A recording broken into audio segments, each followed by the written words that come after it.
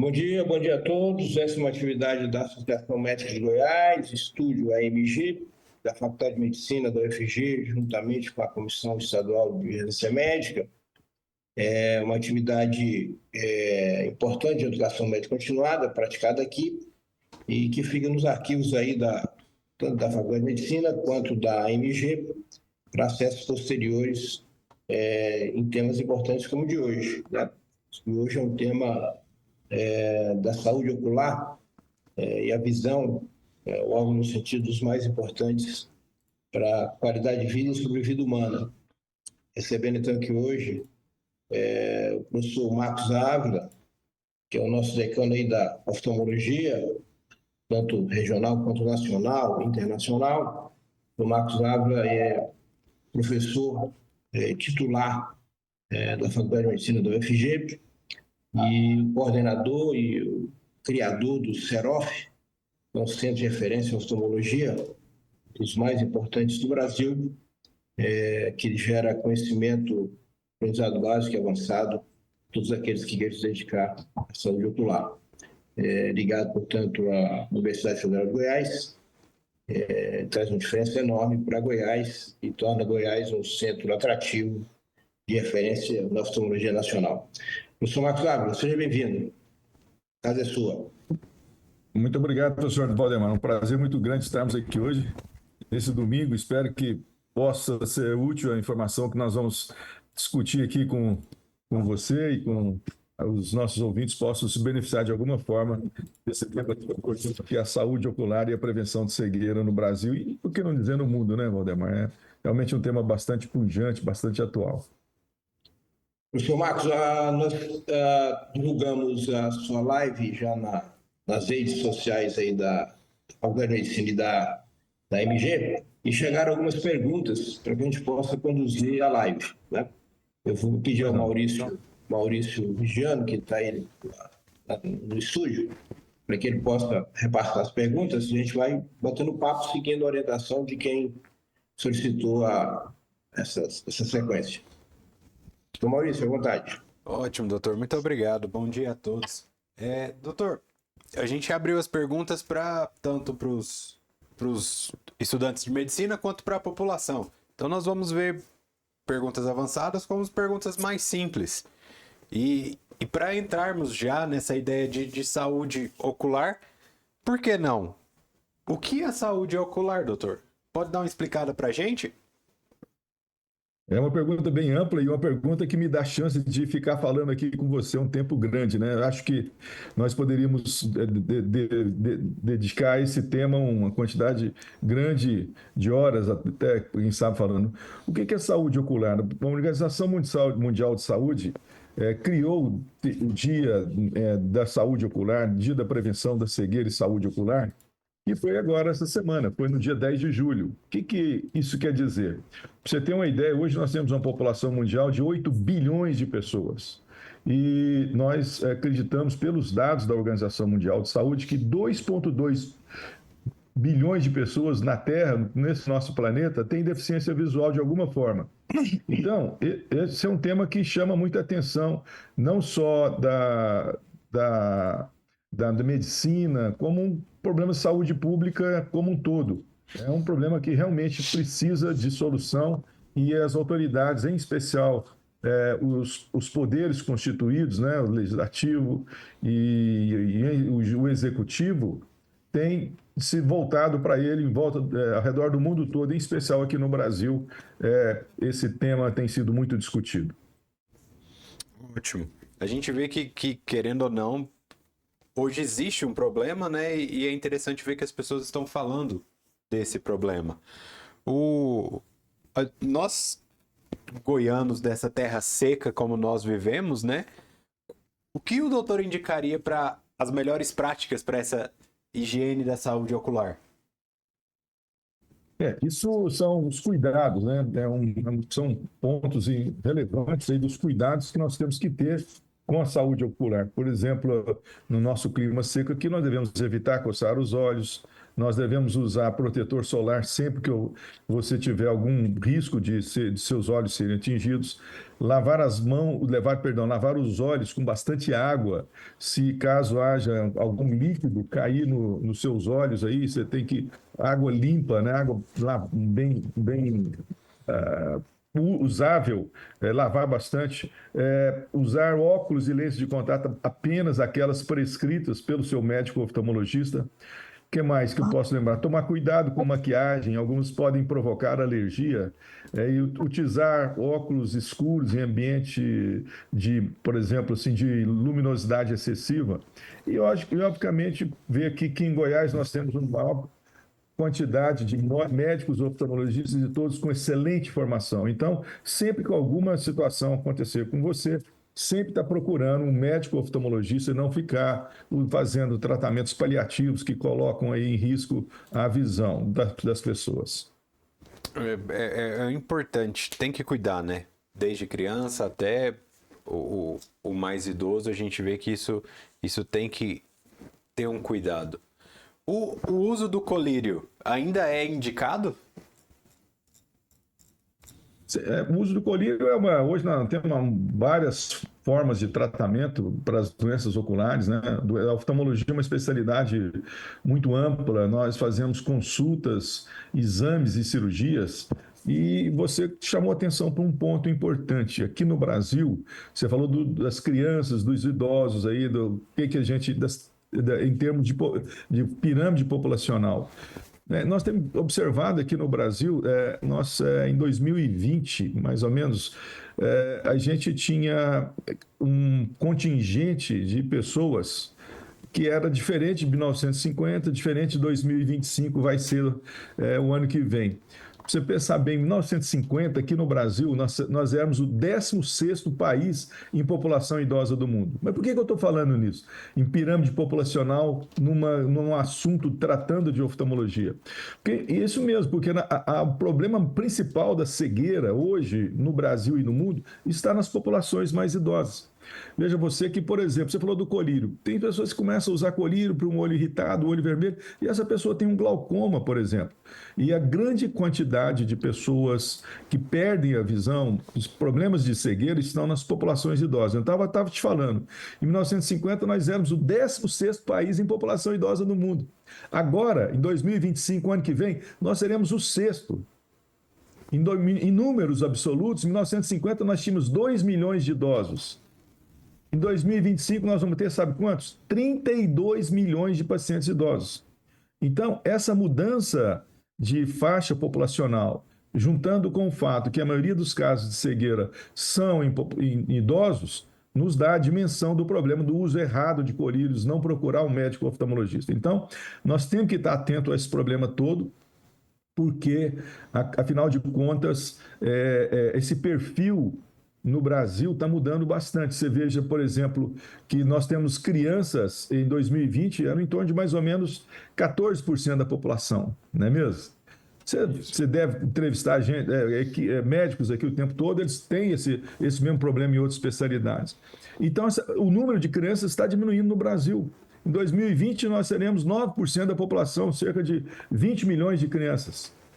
Quer dizer, essa mudança de aumentar a população idosa e diminuir a população de jovens faz com que as causas de cegueira possam ser mais potencializadas. Isso é muito importante. Então, eu uso o seu colírio, e você falou também idosos aí, eu uso a sua afirmativa do colírio para dizer que tem que procurar um médico oftalmologista, porque lá nos idosos estão as cataratas, a maior incidência de glaucoma, de retinopatia diabética, tá certo? Degeneração macular relacionada à idade.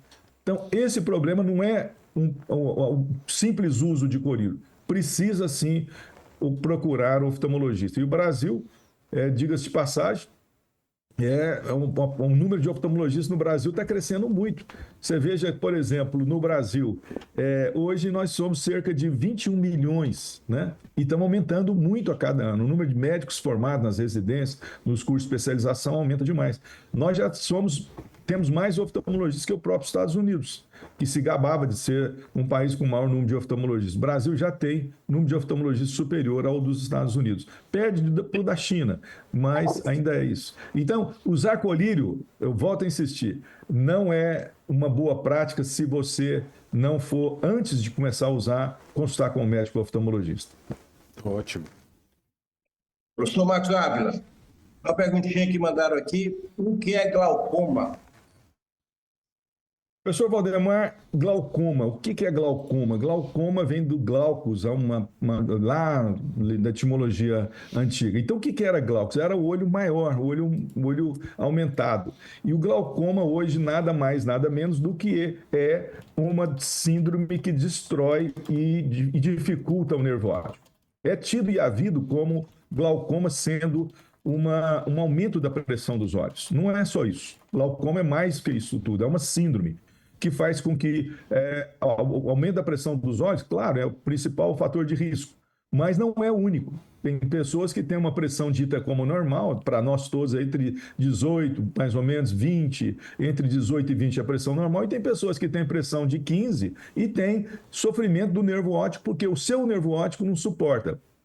Então, glaucoma é uma doença que causa cegueira irreversível, é tratada com colírios e deve ser diagnosticado pelo médico oftalmologista antes que a cegueira ocorra. O fator hereditário é muito, muito importante no glaucoma, Valdemar. Eu acho que é importantíssimo a gente deixar isso claro. Hoje, por exemplo, na população acima de 65, 70 anos, 7% da população brasileira tem glaucoma e a hereditariedade é um fator de risco. Pessoas afrodescendentes, pessoas com pele mais escura, tem uma tendência maior de glaucoma, e o glaucoma não é só a pressão no olho, embora o aumento da pressão seja o principal fator de risco. Tem que cuidar quem tem glaucoma na família. Doutor, o senhor está... Professor Marcos, Isso. a outra pergunta que tem aqui na sequência de glaucoma, o que seria glaucoma de ângulo fechado e o que é glaucoma maligno? Então, glaucoma de ângulo fechado. Glaucoma de ângulo fechado, vocês pensam na córnea aqui desse jeito. É aquela estrutura como se fosse o vidro do relógio. O que é o glaucoma de ângulo fechado? Ali naquela estrutura da córnea redondinha, logo abaixo tem a cor dos olhos, a íris. E entre a íris e a córnea, nós temos um ângulo. Esse ângulo, quando fecha, a drenagem do líquido do olho fica obliterada, porque a drenagem do líquido do olho é exatamente por aqui. Quando o ângulo fecha, o glaucoma, a pressão sobe, porque a drenagem do líquido deixa de acontecer. Porque nosso olho, caro Valdemar, ele produz líquido 24 horas. Cada 24 horas a quantidade de água dentro do olho, de líquido, né? Do líquido intraocular renova. Quando o ângulo fecha, é ângulo fechado. Glaucoma maligno é uma derivação disso também, é um glaucoma mais intenso que nós precisamos diagnosticar porque ele causa uma dor insuportável.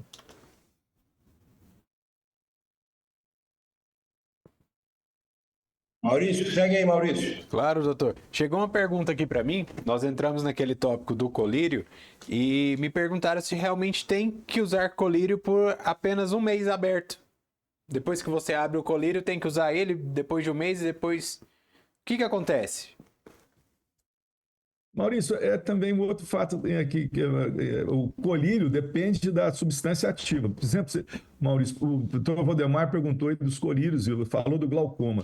Tem alguns colírios do glaucoma que precisam ficar na geladeira para se conservar. Então, depende do líquido, da substância que está lá no colírio. Tem algumas substâncias que têm um tempo de uso, por exemplo, os antibióticos têm um tempo de duração, de viabilidade para o uso. Então, não é que você... No colírio lá está escrito, como em qualquer medicação, a validade. Agora, depois que usar, a gente não gosta muito que o colírio fique várias semanas sendo utilizado de maneira indiscriminada. Eu acho que o colírio precisa, sim, ser guardado em lugar seguro, lugar que resolva, não tenha alcance da luz solar, para ele se manter mais tempo de uso, sem nenhuma deteriorização dos princípios ativos, que são, na verdade, as substâncias que compõem o medicamento. Ótimo. A doutora Larissa quer fazer uma pergunta. Doutora, eu vou pedir que a senhora libere seu áudio e faça a pergunta. Fique à vontade. Isso, é porque eu estava mexendo em outra coisa aqui. Bom dia, doutor, tudo bom? Bom Eu dia, queria doutora. saber sobre os colírios lubrificantes, que a gente tem uma invasão de tipos, de diversidade, que é um para uso contínuo, outro para não. O que que o senhor poderia me falar sobre isso?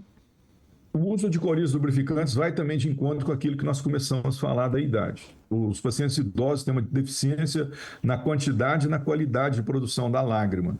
E esse novo mundo dos colírios lubrificantes é um mundo que realmente tem crescido muito aqui para nós da oftalmologia, doutora.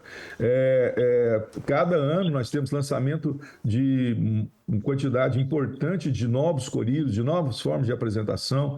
Então, os colírios lubrificantes em lugares como o nosso aqui, que é centro-oeste, agora nós estamos no período da seca, eles são necessários. E por que isso?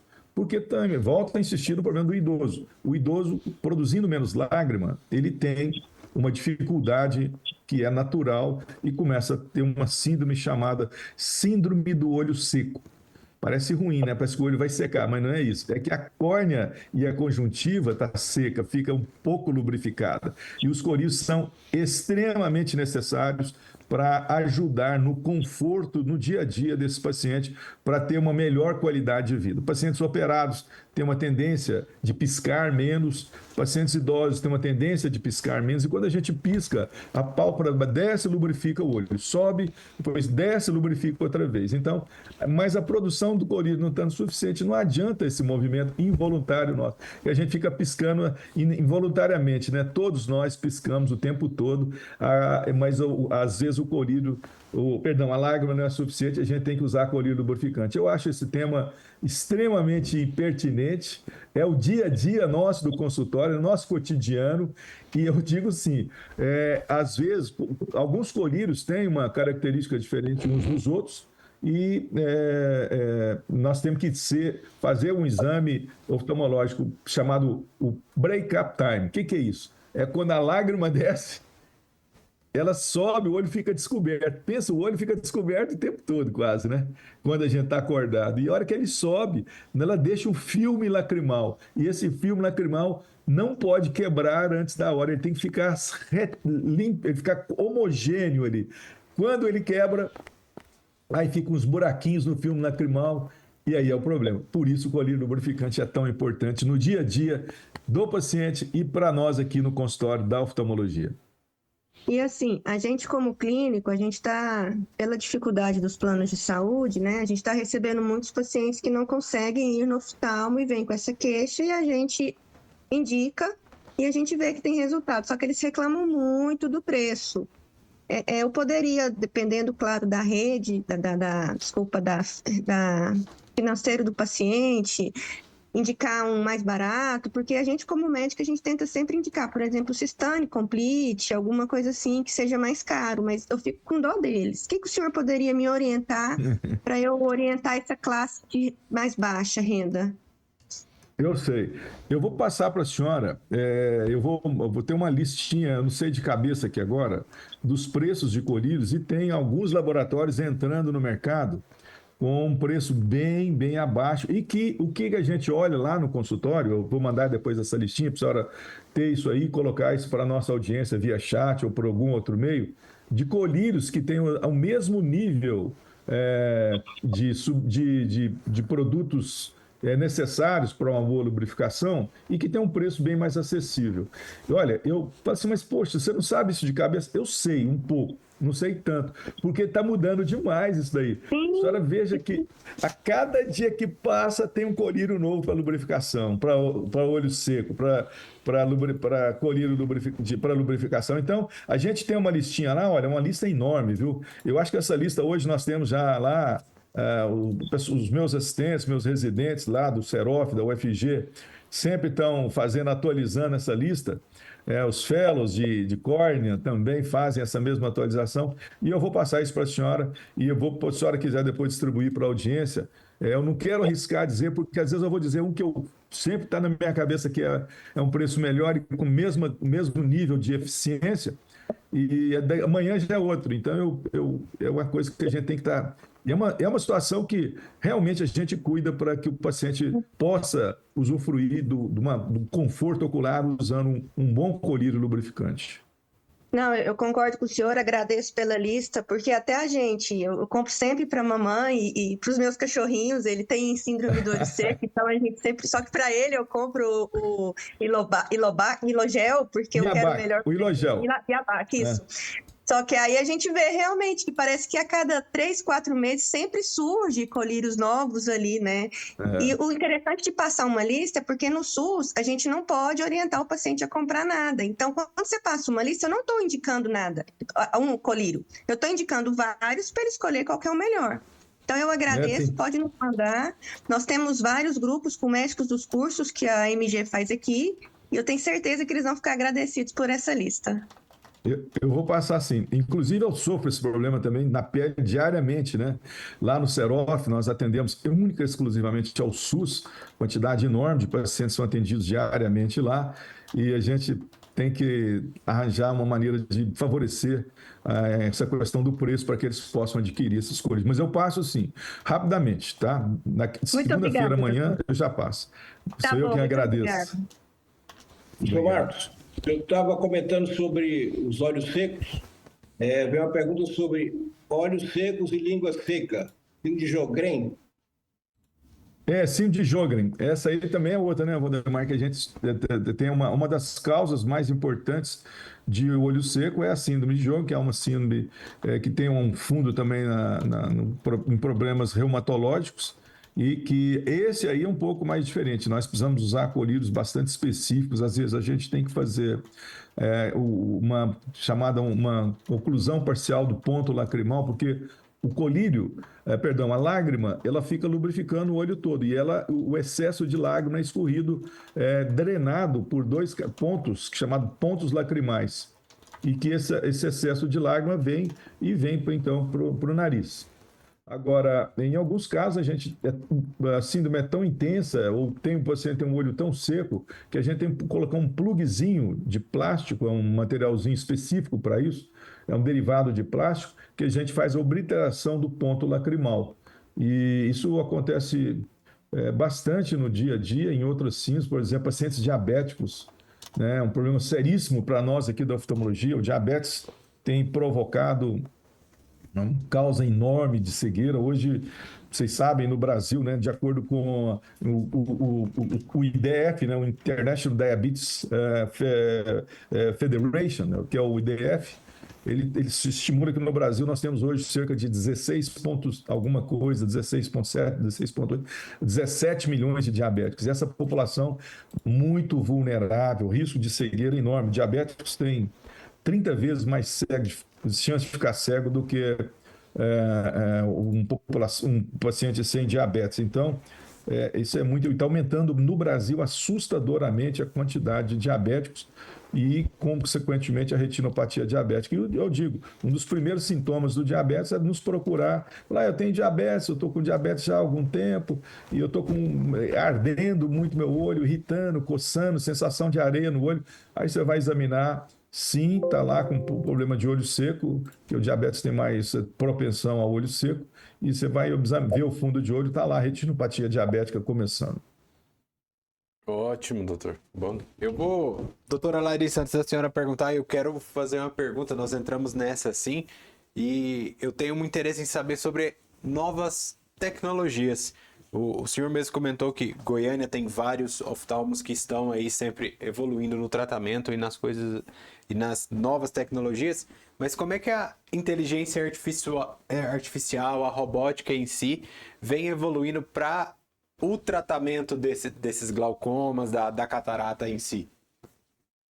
Essa pergunta é espetacular, porque a gente está trabalhando muito nisso. O que acontece, né?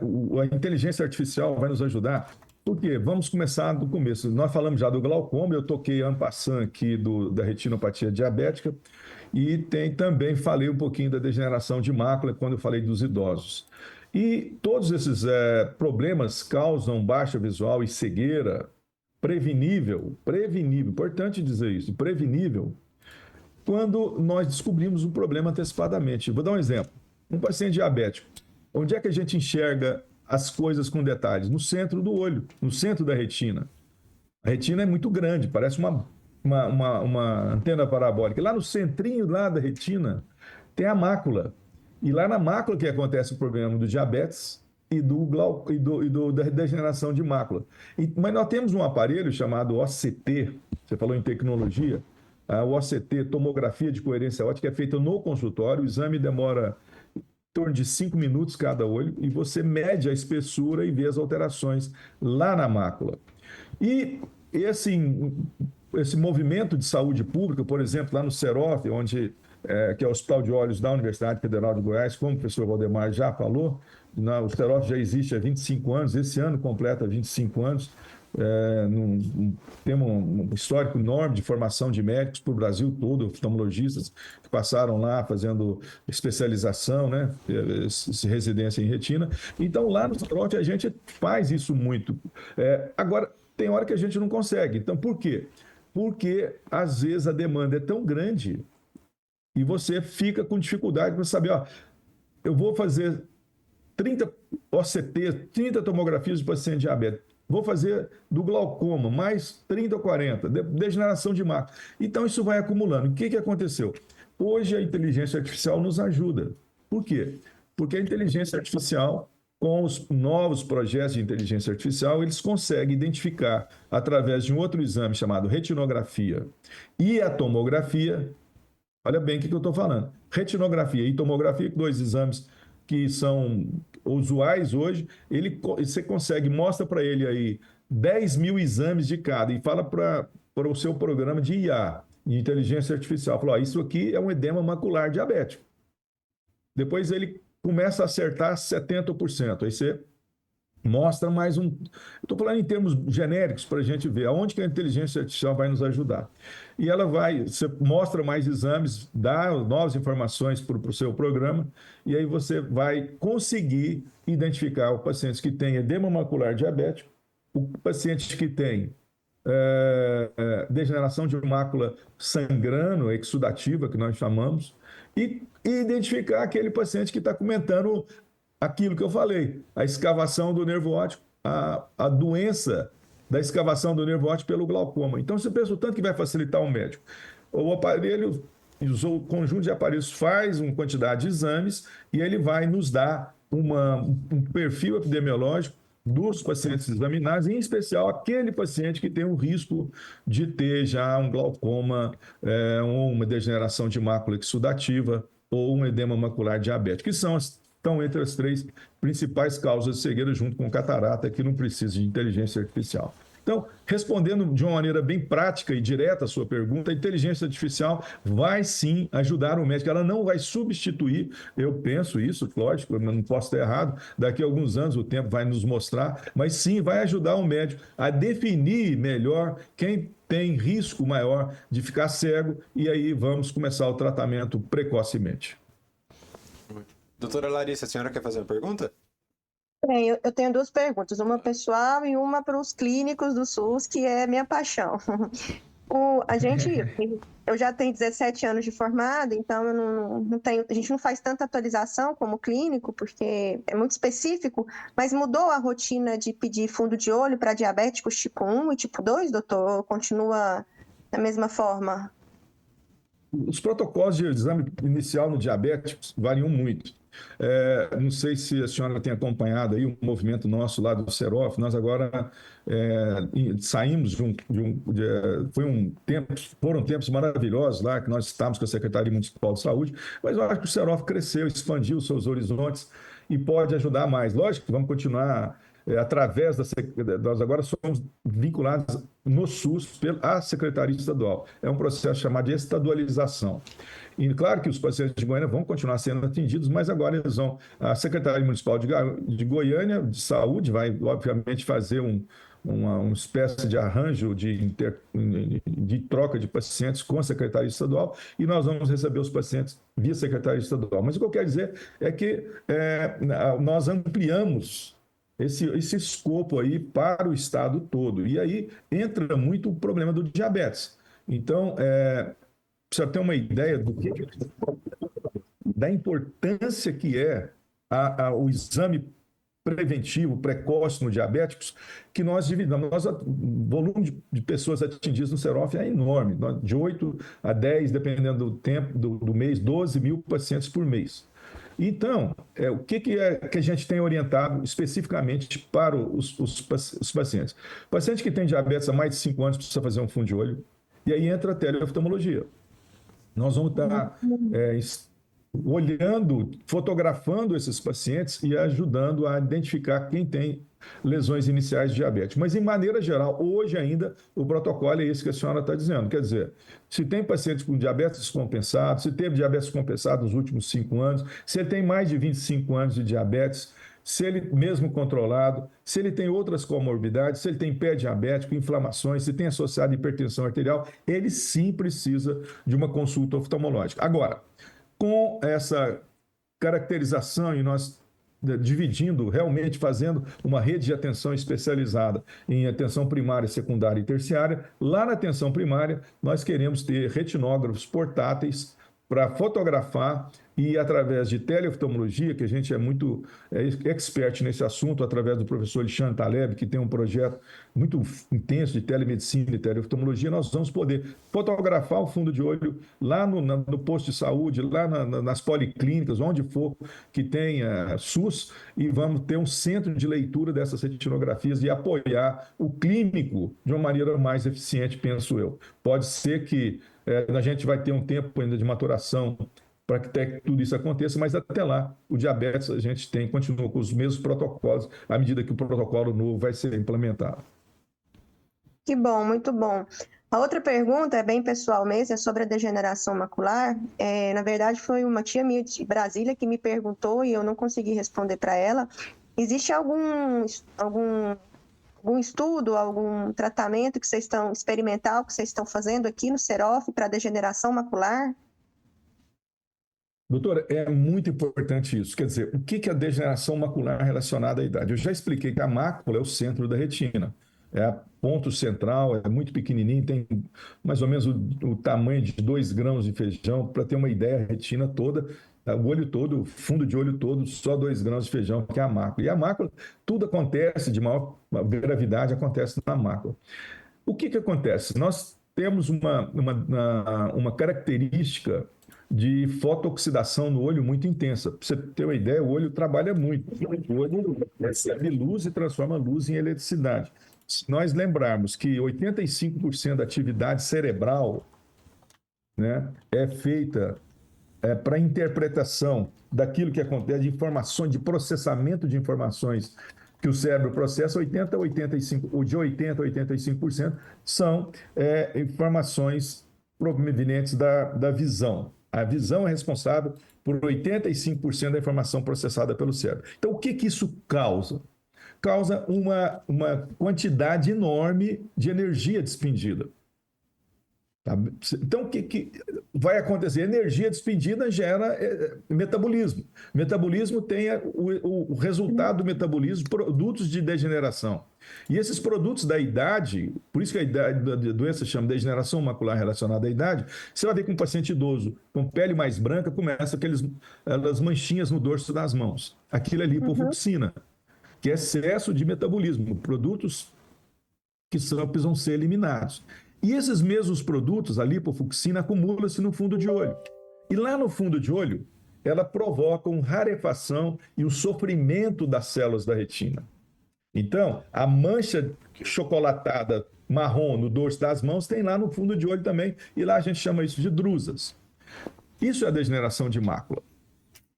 A degeneração de mácula tem 2 caminhos quando começa, né? Geralmente, acima de 65 anos, pessoas claras, é a maior causa de perda de visão central no mundo após 55 anos de idade. E o que é a degeneração de mácula? São esses produtos que vão se acumulando lá com o passar do tempo. Esse metabolismo intenso, como eu falei, gera muitos produtos que precisam ser eliminados e vão acumulando lá, porque o organismo vai ficando com a eliminação deficitária pelas células responsáveis pelo epitélio pigmentado. E isso é a degeneração de mácula. A mácula vai degenerando por esses produtos que vão se acumulando. E ele tem 2 caminhos. Essas pequenas drusas, essas manchas vão se acumulando e formam uma cicatriz na mácula, chamada degeneração macular seca ou atrofia geográfica, tem um outro nome para isso. E tem o outro tipo, que é um tipo mais complicado, que é o tipo que começa, então, ele faz uma fissurazinha, esses produtos causam pequenas rachaduras, fissuras, e através dessas rachaduras, fissuras, crescem umas pequenas novos vasos chamados de neovasos. Então, o que está acontecendo de novo? O mundo está atrás disso. Bilhões e bilhões e bilhões e bilhões de dólares são aplicados anualmente para o tratamento diário de pacientes, para tratar pessoas que têm essa fórmula de neovaso, que fica sangrando na mácula. Então, começamos com um produto que a gente tratava a cada 30 dias, tem já um outro produto que veio tratado a cada 4 semanas, depois agora de 8 semanas, ou seja, 2 meses. Aí surgiu um produto que permanecia dentro do olho por 3 meses. Agora nós temos um produto novo de um outro laboratório, cada um desses produtos um laboratório diferente, que fica 16 semanas de tempo de ação dentro do olho. E ele tem outras características. Então, como que o Serof participa? O Serof participa dos estudos multicêntricos internacionais e a maioria deles, quando começa na fase 3, que é a fase de procurar, né, uma possibilidade desse produto ser aprovado no mundo todo e ter um número grande de pacientes tratados com pacientes com uma determinada droga, ou só comparar pacientes tratados e não, é aí que a gente participa nas pesquisas desses novos produtos dos laboratórios. São pesquisas patrocinadas pelos laboratórios internacionais e lá no Serof a gente teve a oportunidade, felizmente, eu fico muito feliz por isso, por esse reconhecimento nacional e eu diria, como o professor Valdemar falou, internacional, de ter o Serof como centro de pesquisa para esses novos produtos. Então, essa é a participação do Serof. Além disso, nós temos uma participação com a Universidade de Harvard, já não é tanto para degeneração de mácula, que é em célula-tronco. Então, essa pesquisa com célula-tronco também é uma pesquisa bastante alvissareira, nós temos uma esperança muito grande. Nós participamos aqui na fase 1 e 2, que é em porquinhos, né? A gente operava os porcos e colocava a célula-tronco embaixo da retina, em parceria lá com a Escola de Veterinária, que nos cedeu espaço lá, e nós agradecemos por isso, a Escola de Veterinária da UFG. E lá, então, esses porquinhos, esses olhos eram mandados para os Estados Unidos, lá para Harvard, de onde esse estudo provém. Eu trabalhei lá durante muito tempo e tenho uma boa amizade, então isso ajudou a que os Goiás também recebesse esse estudo experimental. E esse estudo está indo para frente, sabe, doutora? Estou muito feliz com isso, porque o FDA, estudando esses porquinhos operados aqui no Brasil, em outros lugares, e lá nos Estados Unidos, eles chegaram à conclusão que essa célula-tronco faz sentido e tinha que seguir. E a fase em humanos começou lá nos Estados Unidos, em Boston, e nós vamos ter a gente espera que entre 2 e 3 anos, talvez 2 anos, a gente tenha os primeiros dados preliminares para fazer um estudo mais avançado, populacional, né? E aí possivelmente nós vamos entrar também nessa fase, que é talvez injetando essa célula aqui no Brasil. É tudo ainda ainda de avaliação, não tem nada ainda definitivo, obviamente, que o estudo está em fase de avaliação, de dados, enfim.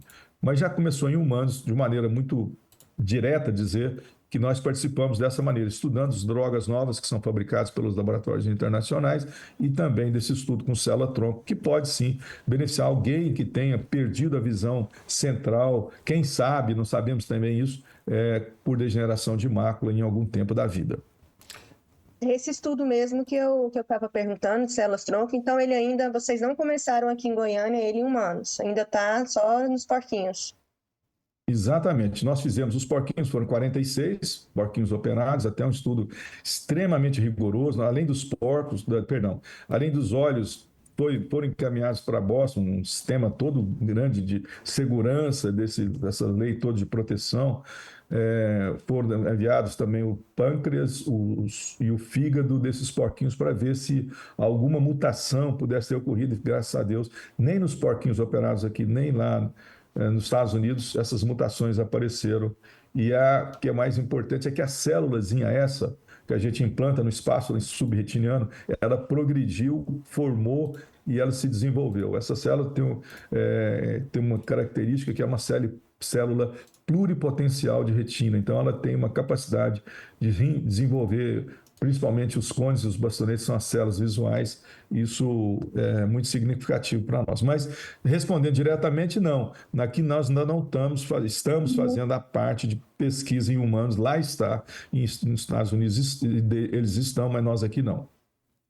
É muito interessante isso funcionar, porque eu tenho essa tia mesmo que já está com 90 anos, super saudável, mas já tem uns 10 anos que ela começou a perder a visão. E aí você muda toda a vida, né? O estilo de vida dela, que é uma pessoa relativamente saudável, acaba. Muito difícil. Fico muito feliz com esse estudo aqui. E ela me falou isso de lá.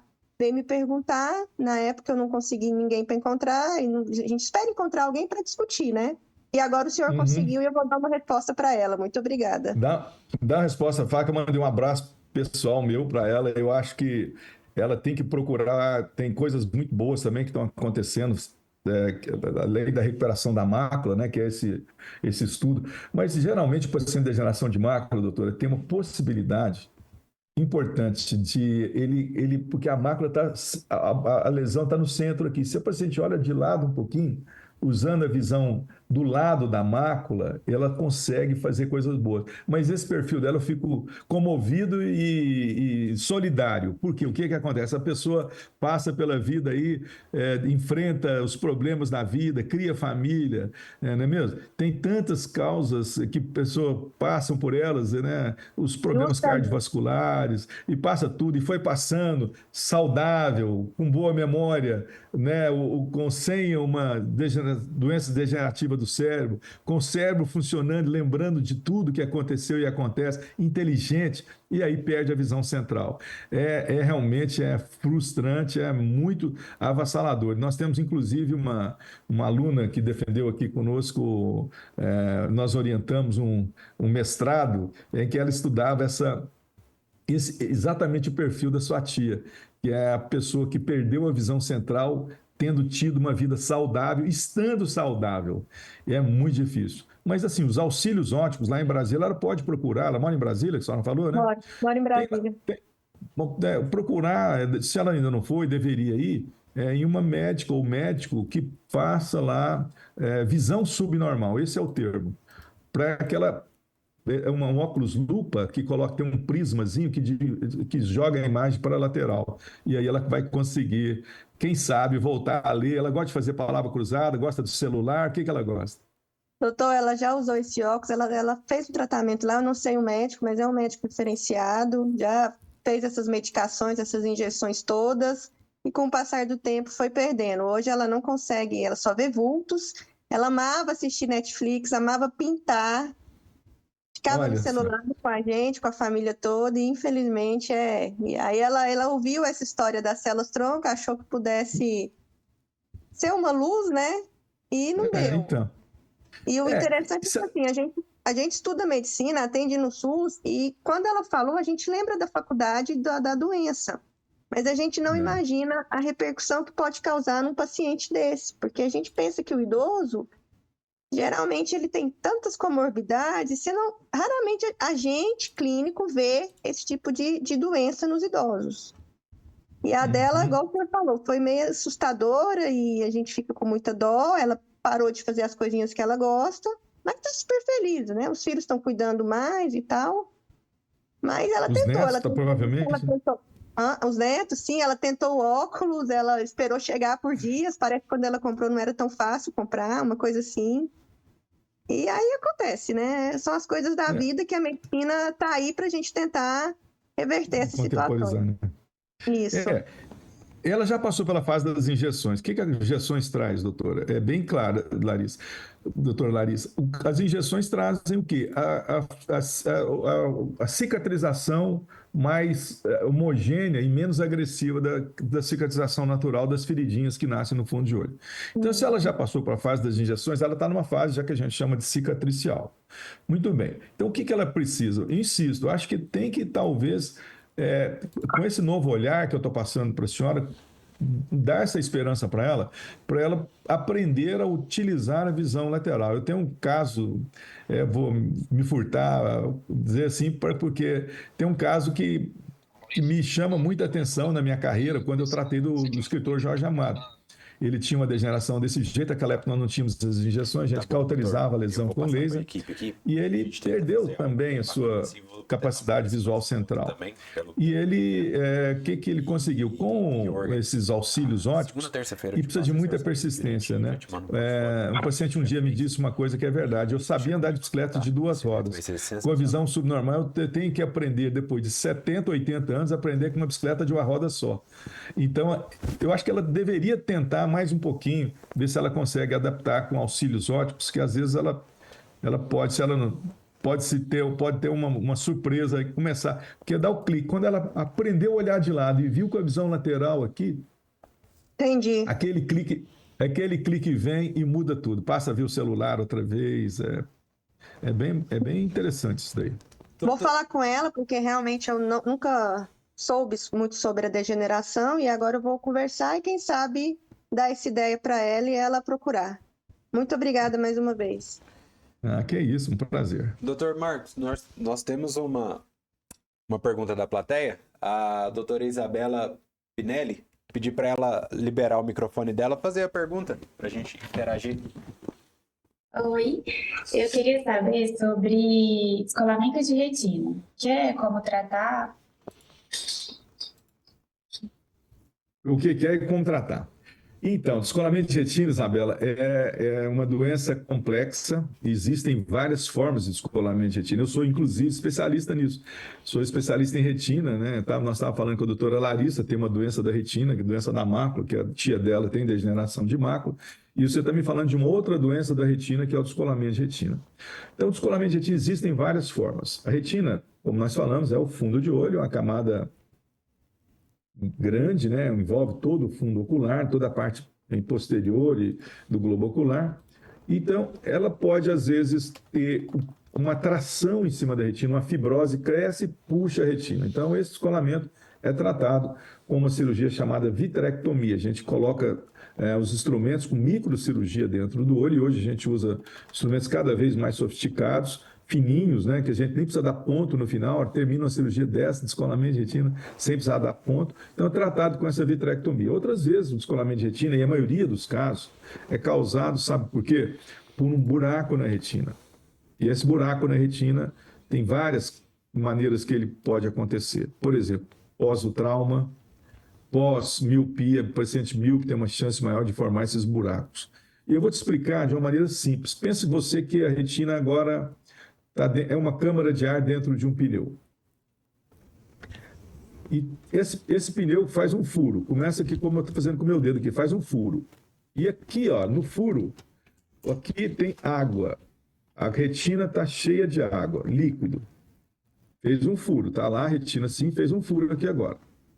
E aí o líquido aqui de dentro do olho passa e faz isso aqui, ó. Entra aqui para trás e a retina que estava aqui faz isso, descola. Então, o que nós precisamos fazer?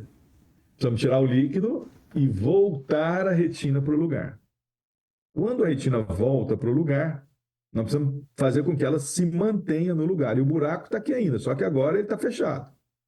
Então, o que nós vamos fazer, Isabela? Nós vamos fazer laser em volta, durante a cirurgia, fazer laser em volta do buraco que causou o descaulamento e vamos colocar dentro do olho um gás. O gás vai servir de suporte até que o laser cicatrize e a retina não descolhe outra vez. Ou às vezes a gente coloca, Isabela, em vez do gás, que permanece 2 semanas em média dentro do olho, a gente coloca o quê? Óleo de silicone. Então, esse silicone vai ficar mais tempo. Se o descolamento de retina é mais grave, a gente coloca dentro do olho óleo de silicone, faz um molde de silicone em volta do olho todo. E o silicone está aqui segurando o olho aberto. E aí, depois de 4 meses, 5 meses, 6 meses, às vezes até depois de 1 ano, a gente tira o silicone e o olho passa a ficar com a retina colada de novo. Então, coloquei dentro do olho gás ou silicone.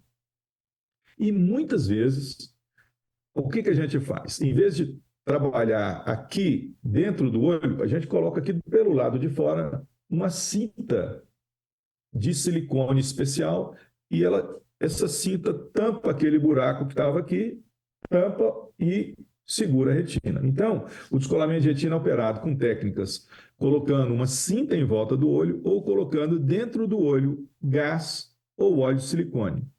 Nas 3 técnicas, com gás, com óleo de silicone, com a cinta externa, a gente tem que fazer o laser para fechar o buraco da retina. Eu não sei se foi muito... Deu para você entender um pouco melhor ou entender um pouco melhor essa doença? Deu sim, doutor. Muito obrigada pela explicação. Ah, que isso.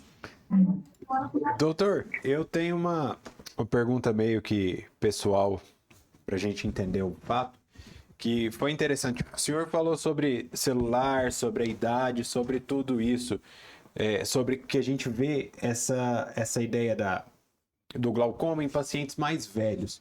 Mas, por outro lado, nós temos crianças hoje em dia com uso de tela sempre mais novo. Isso realmente afeta o crescimento, o desenvolvimento ocular dessa saúde assim, ou isso é mito? Não é mito, não. Isso é uma verdade. O problema não é o fato de usar o olho enquanto ele está usando a tela. Não vai trazer nenhum malefício para o olho, não. Não tem um malefício maior. Claro que ele fica com o olho mais irritado e às vezes ele tem uma deficiência visual, ele está usando, forçando um pouquinho por falta de óculos, e esses olhos começam a ficar irritados, ele começa a ficar irrequieto fazendo tarefa, por exemplo. Ele está ali fazendo tarefa, mas ele está forçando um pouquinho, está tendo um pouco de dificuldade visual. É aquela criança que faz a tarefa, levanta, vai na geladeira, bebe água. Levanta, faz uma coisinha, não fica concentrado. O grande problema não está aí, nesse uso do olho e esse desconforto que isso causa. É outro problema. O problema maior é que a criança que começa a ficar muito ligada na tela, fazendo videogame, vendo o tempo todo ligado no celular ou no iPad, ou às vezes até mesmo no computador, ele deixa de ter horas em contato com a luz solar.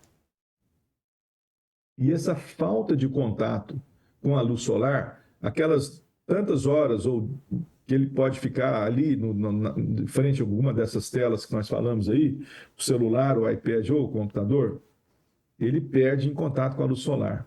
E é o fato da criança não estar em contato com a luz solar durante o dia, durante sua fase de crescimento, induz a miopia.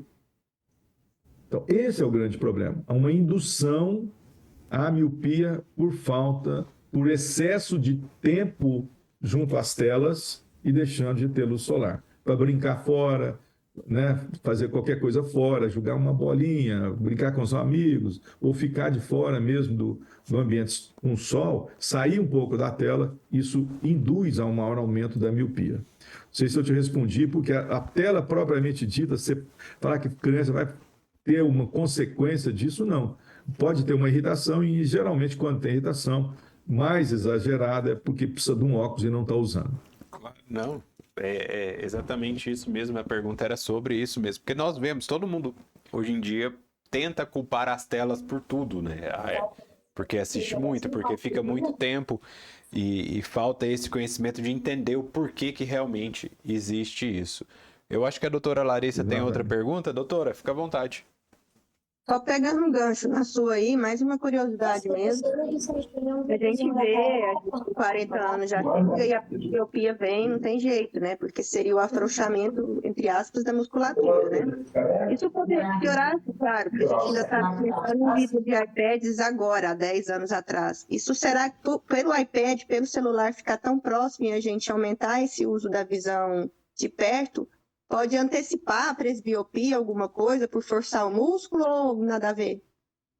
Não, então, tem vários estudos populacionais, esse é um assunto discutido no mundo todo, na oftalmologia mundial, eu diria, né? Essa antecipação não é nem da miopia, é uma antecipação da presbiopia. Né? Isso, Todos presbiopia. nós... Isso, Todos nós vamos ficar présbitas, né? Eu fiquei présbita aos 47 anos, eu nunca usei de óculos. 46, 47, eu não tive mais como ler de perto, ficar isso. Por que é que a gente tem esse problema? Porque o nosso músculo que contrai, o cristalino Até isso, né? A visão, um órgão tão pequeno, com gasto tão grande de energia. A energia, a visão não é uma coisa automática que a gente pensa que é. Não é. Uma pessoa que tem ainda acomodação, que o músculo ciliar está funcionando, o cristalino, que é o que vira catarata na fase idosa, tem um músculozinho que está aqui, está puxando o cristalino, fica puxando assim, ó, faz assim com o cristalino, sim, o tempo todo. Então o cristalino vai fazendo assim.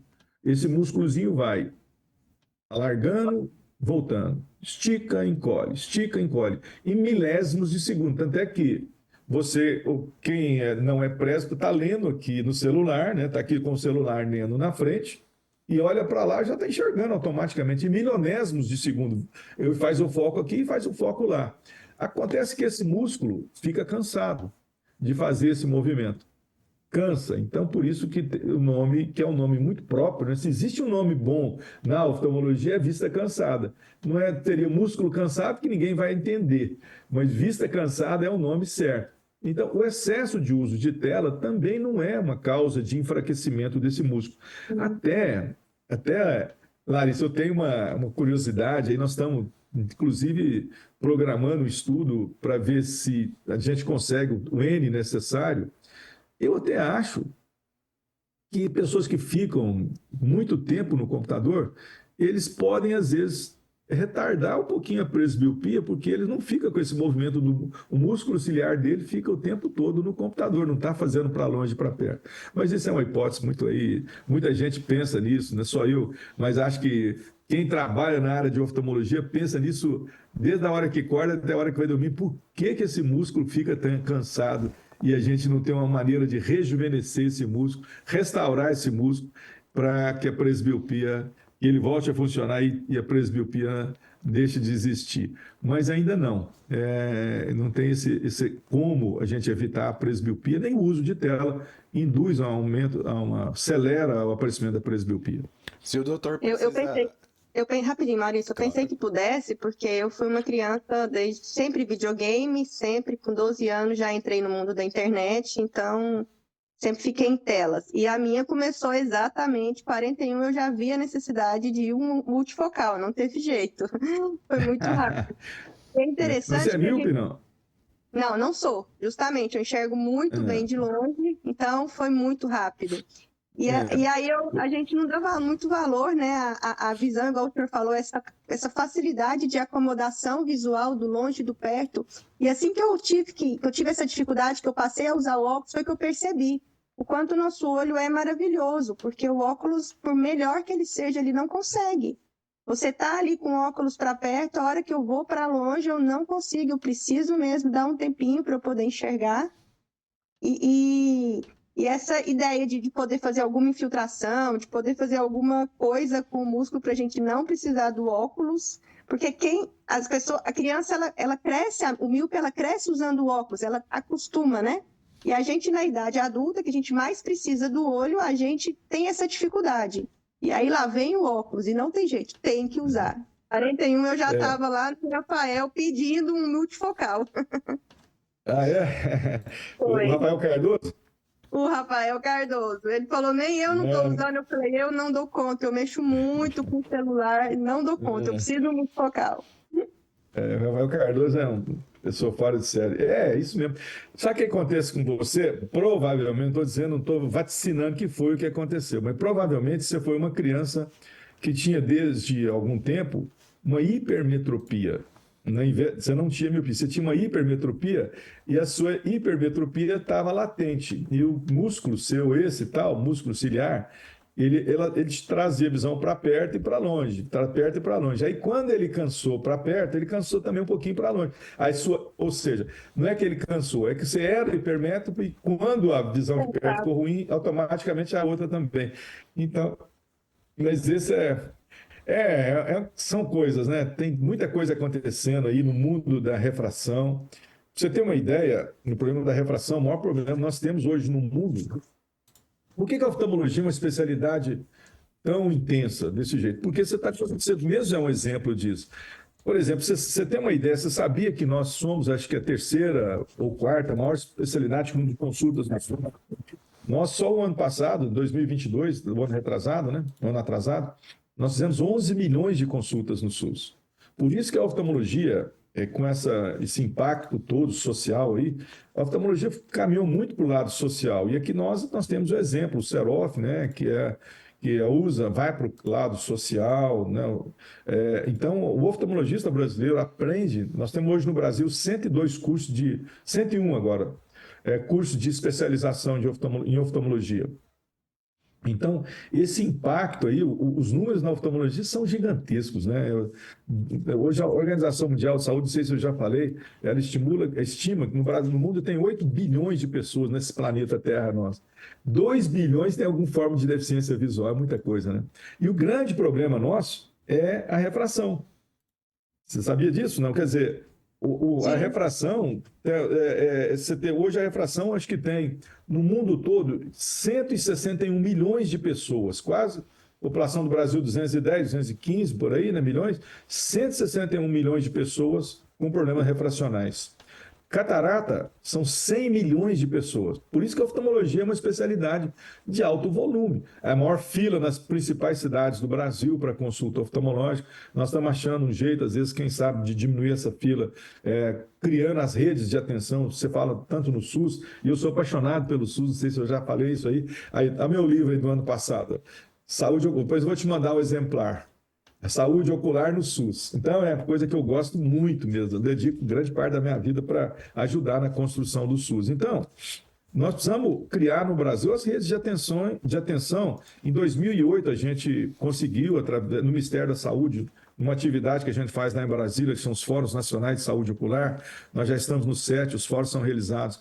Eu fui coordenador, junto com o presidente do CBO, cada um deles, desses fóruns, são 7 fóruns que nós já fizemos na Câmara dos Deputados ou do Senado Federal, e o nosso problema é esse, arranjar uma maneira de criar, acho que a oftalmologia está passando de hora de ter redes de atenção estruturadas no SUS, em atenção primária, secundária e terciária. Por quê? Uma instituição igual o Serof, que é uma atenção especializada altamente sofisticada, com os equipamentos necessários para cirurgias mais complexas, de retina, catarata, glaucoma, córnea, e fica lá o tempo todo atendendo muito óculos. Então, nós precisamos ter uma atenção primária no SUS eficaz para que lá na cadeira do oftalmologista, quer dizer, uma coisa que pouca gente sabe, eu penso, 80% dos problemas oftalmológicos resolvem uma única consulta.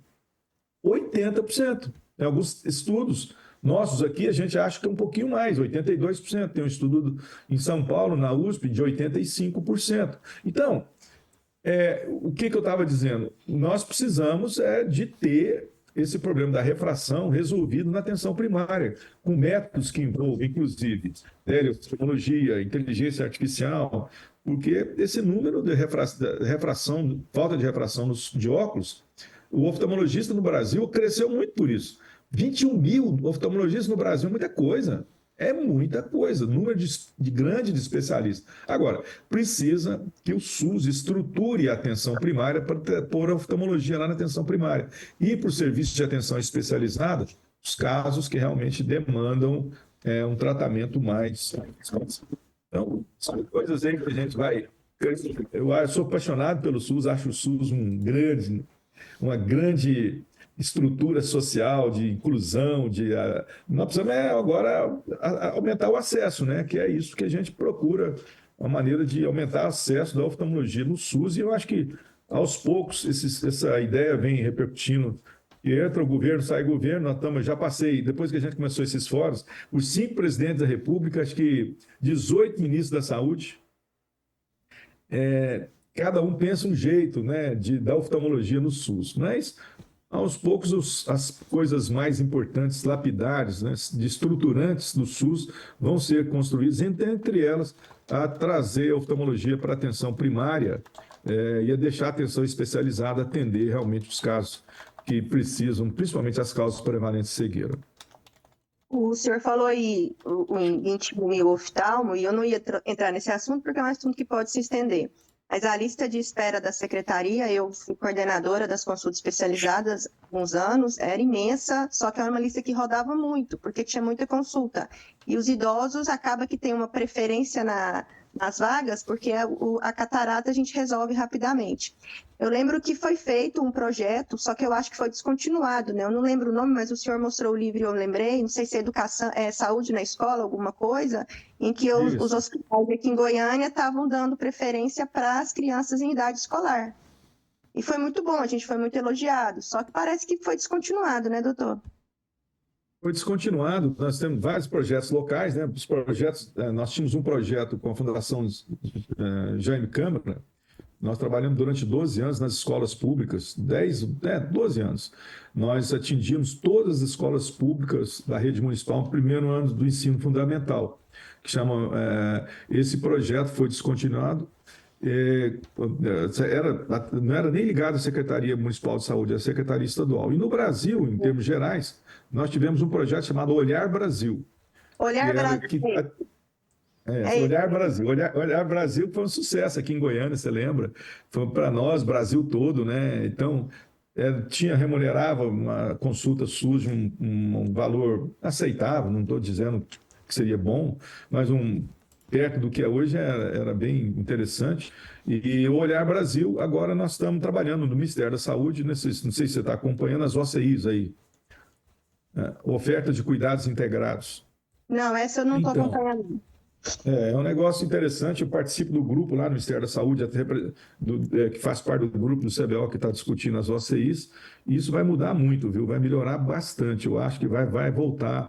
Nós temos lá consulta de criança, com valor que dá para fazer, vamos chamar assim, e consulta do diabetes. Eu acho que nós temos que, na atenção especializada, oferecer 3 tipos de consultas na oftalmologia: criança, adultos e diabéticos, porque o diabético também está ficando muito... No Brasil, para você ter uma ideia, 5% dos diabéticos têm deficiência visual já, então é um número assustador. Se a gente pensar em 16 milhões de diabéticos, né? Esse número de diabetes também você deve trabalhar com cada hora.